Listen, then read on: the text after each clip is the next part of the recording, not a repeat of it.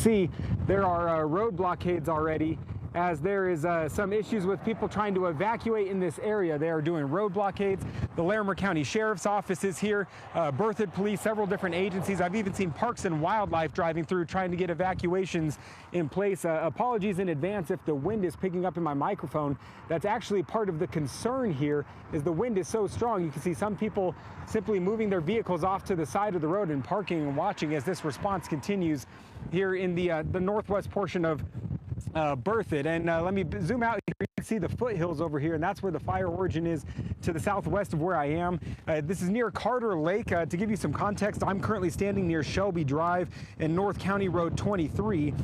This fire, though, is near the Rainbow Lake area, near where I believe is called Hertha Reservoir, which is just north of Weld County Road 8E is what I should say.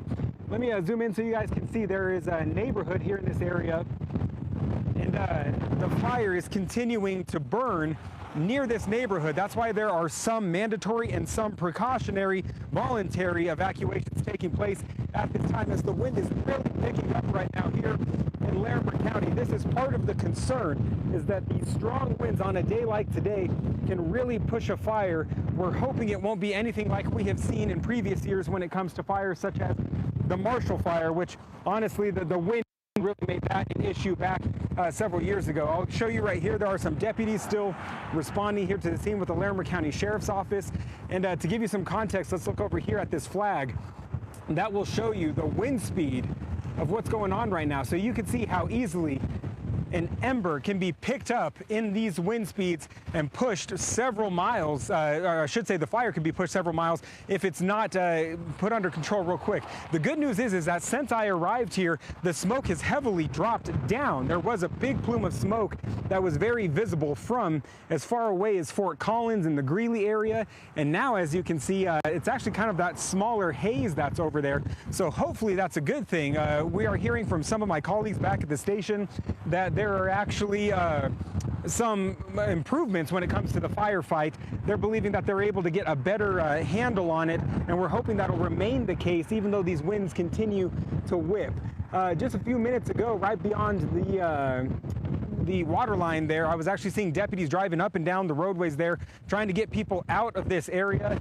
And then I will continue to spin the camera around about a 180-degree area, and you will see where residents, understandably so, are remaining on the side of the road, curious of what's going on, obviously hopeful that their property, their animals will be okay during this time. So once again, to give you some context as to where we are in northwest part of Berthoud near Hertha Reservoir.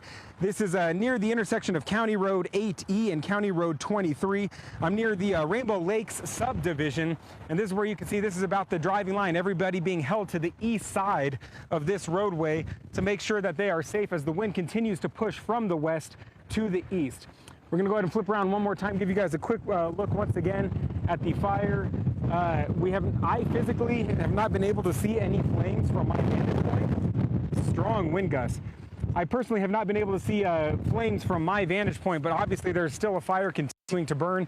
So make sure to stick with us as we continue to bring you the developments on this story. We got CBS News Colorado at 4, 5, and 6 coming up, where we'll be continuing to bring you coverage on this First Alert Weather Day. It's because of situations like this that we have the First Alert Weather Days. Even when it's a beautiful day outside, sunny and mostly no clouds, at any given moment, the fire can spark up and really start pushing smoke and really getting a lot of people in dangerous situations. Make sure to stick with us here on CBS News Colorado, the stream, and also on our television broadcasts, which are starting at 4, 5, and 6. But for now, I'm Dylan Thomas in Berthoud, covering Colorado First.